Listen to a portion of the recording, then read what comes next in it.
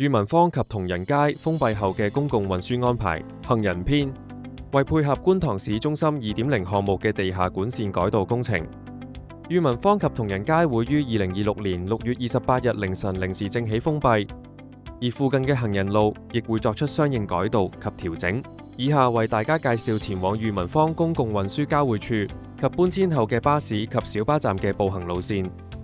前往裕民坊公共運輸交匯處，乘搭 1A、13D、13P 以及89號巴士線，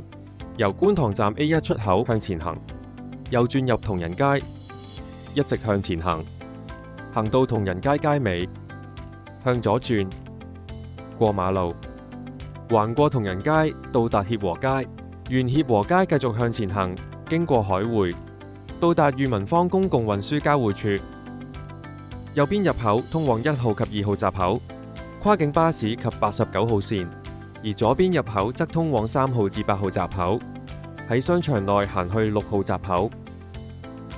前往協和街新巴士站及小巴站，乘搭 14B、16M、606、606A、606X 及641巴士線，以及 62S、501S 通宵小巴線，由 A1 出口向前行，右轉入同仁街，沿住同仁街一直向前行，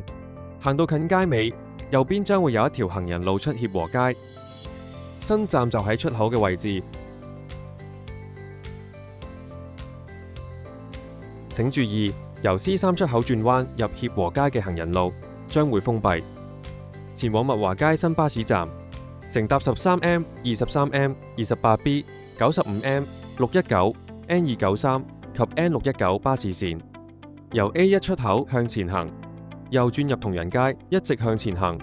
行到同仁街街尾，向左轉，過馬路，橫過同仁街，到達協和街，